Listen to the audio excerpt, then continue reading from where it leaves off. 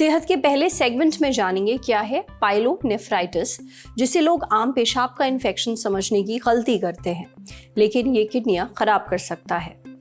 भारत में 14 साल की लड़कियों को मुफ्त में लगेगी HPV की वैक्सीन। सेहत के दूसरे सेगमेंट में जानिए क्या होता है HPV। सेहत के आखिरी सेगमेंट में जानिए एसिडिटी से बचने के लिए खाना खाने के बाद कोल्ड ड्रिंक या सोडा पीना चाहिए या नहीं। Brought to you by Sensodyne DSP। नया सेंसोडेंट DSP नर्व्स को प्रोटेक्ट करे और इनेमल को repair. Feel the relief with सेंसोडेंट DSP। पेशाब का इन्फेक्शन यानी UTI एक बहुत ही आम समस्या आम है, इसलिए बहुत सारे लोग इसे सीरियसली नहीं लेते। पेशाब में जलन जैसे लक्षणों को इग्नोर कर देते हैं, डॉक्टर को नहीं दिखाते, कभी शर्म के चलते तो कभी ये सोचकर कि अपने आप ठीक हो जाएगा। लेकिन UTI पर ध्यान नहीं देना बहुत खतरनाक हो सकता है। इससे पाइलोनेफ्राइटिस भी हो सकता है। ये एक सीरियस किडनी इन्फेक्शन है। आज सेहत के इस एपिसोड में डॉक्टर से जानेंगे पाइलोनेफ्राइटिस क्या होता है, इसके क्या लक्षण हैं, कौन लोग इसके ज्यादा रिस्क पर हैं, साथ ही जानेंगे इससे बचाव और इलाज। सुनिए। पाइलोनेफ्राइटिस एक broader umbrella term urinary tract infection का पार्ट है, बट जब हम UTI कहते हैं तो उसको कंपैरेटिवली एक छोटी बीमारी के तौर पे कई लोग इसको देख लेते हैं, बट पाइलोनेफ्राइटिस UTI का रौद्र रूप है। पाइलोनेफ्राइटिस का मतलब होता है किडनी का डायरेक्ट इन्फेक्शन। ये एक तरह का सीवियर सेप्सिस है जिसमें ब्लड के अंदर बैक्टीरिया इन्फेक्शन बहुत तेजी से फैलता है, जिससे आपका पल्स रेट बढ़ सकता है, BP लो हो सकता है, और हमारे कई पेशेंट्स हैं जिन्हें ICU तक जाना पड़ा है। ऐसी सिचुएशन में आपको एडमिशन चाहिए होता है, इंजेक्टेबल एंटीबायोटिक्स की रिक्वायरमेंट होती है, culture driven, science driven antibiotics बहुत इसमें जरूरी होती है। जिस भी पेशेंट को पाइलोनेफ्राइटिस होता है या हम किसी पेशेंट की रिपोर्ट देखते हैं तो सबसे बड़ा डर हमें होता है, क्या ये पेशेंट डायबिटिक है, क्या ये पेशेंट ओबीज है, क्या ये पेशेंट फीमेल है, क्योंकि ये 3 कारण जब जुड़ते हैं तो इम्फेसेप जो पाइलोनेफ्राइटिस है उसका भी एक और बड़ा रूप जिसे हम कहते हैं emphysematous pyelonephritis, meaning gas forming organism kidney के अंदर बन जाते हैं। तो यूरिनरी ट्रैक्ट इन्फेक्शन को हमें बिल्कुल लाइटली नहीं लेना चाहिए, और स्पेशली यदि पाइलोनेफ्राइटिस की बात आती है तो डेफिनेटली बहुत इंपॉर्टेंट हो जाता है कि हम इसके ऊपर ध्यान दें। जैसे किसी को स्टोन की बीमारी है, जैसा मैंने अभी कहा ओबेसिटी या डायबिटीज है, या फिर बार बार यूरिन का इन्फेक्शन हो रहा है, ब्लडर का इन्फेक्शन हो रहा है, छोटे इन्फेक्शन हो रहे हैं, या फिर आपको प्रोस्टेट की बीमारी है, इन पेशेंट्स में यूरिनरी ट्रैक्ट इन्फेक्शन जिसमें पाइलोनेफ्राइटिस एक सीवियर रूप है वो होने का चांस बहुत ज्यादा बढ़ जाता है। ऐसे केसेस में हमें इंजेक्टेबल एंटीबायोटिक्स देने हैं। जो एंटीबायोटिक्स हैं वो लॉन्ग टर्म हमें देने होते हैं। तो injectable antibiotics ideally depending on the severity 14 to 21 days का होता है। इवन दो पेशेंट ठीक हो जाए बट उसके बाद भी हमें इंजेक्टेबल 14 डेज 21 डेज देने होते हैं।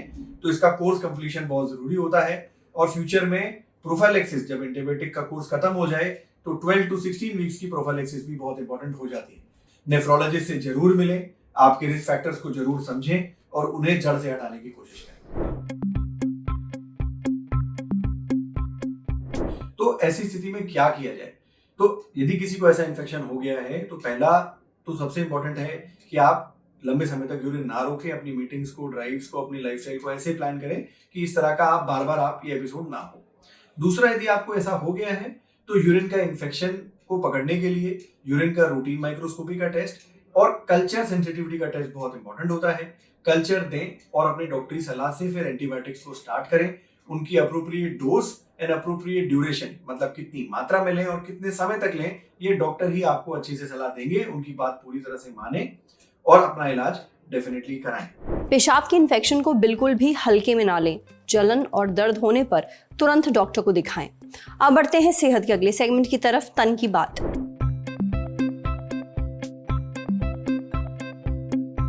भारत में सर्विकल कैंसर हर 8 मिनट में एक महिला की जान ले रहा है। सर्विकल कैंसर यानी बच्चेदानी के मुंह का कैंसर। देश की महिलाओं में होने वाला ये दूसरा सबसे आम कैंसर है। हर साल भारत में सर्विकल कैंसर के 80,000 से ज़्यादा नए मामले सामने आते हैं। वहीं 42,000 से ज़्यादा महिलाओं की इससे मौत होती है। 95% से ज़्यादा सर्विकल कैंसर HPV की वजह से होते हैं। HPV यानी ह्यूमन पैपिलोमा वायरस। लेकिन अच्छी बात यह है कि इस वायरस से बचाने के लिए वैक्सीन उपलब्ध है, HPV वैक्सीन। ये सर्विकल कैंसर से भी बचाती है, इसलिए देश में जल्द ही HPV वैक्सीनेशन कैंपेन शुरू होने वाला है। मकसद महिलाओं को सर्विकल कैंसर से बचाना। इसके तहत 14 साल की लड़कियों को फ्री में HPV वैक्सीन लगवाई जाएगी। वैक्सीन की सिर्फ एक डोज लगेगी और हर साल 14 साल की होने पर 1 करोड़ से ज़्यादा लड़कियां ये वैक्सीन लगवा सकती हैं। इंडियन एक्सप्रेस की रिपोर्ट के मुताबिक कैंपेन के शुरुआती 90 दिनों में लड़कियां पास के सरकारी स्वास्थ्य केंद्र पर HPV वैक्सीन लगवा सकती हैं। इसके बाद वैक्सीन लगवाने के लिए यूविन पोर्टल पर स्लॉट बुक करना होगा, बिल्कुल वैसे ही जैसे कोरोना की वैक्सीन के लिए किया था। पर HPV वैक्सीन 14 साल की उम्र में ही क्यों लग रही है? अधिकारियों के मुताबिक इस उम्र में वैक्सीन लगवाने पर सबसे मजबूत और लंबे समय तक सुरक्षा मिलती है, ऐसा साइंटिफिक एविडेंस बताते हैं। इसलिए 14 साल की उम्र को वैक्सीनेशन के लिए चुना गया है। इस कैंपेन में गार्डासिल नाम की वैक्सीन लगाई जाएगी। कम से कम शुरुआती 2 सालों तक इसका ही इस्तेमाल होगा।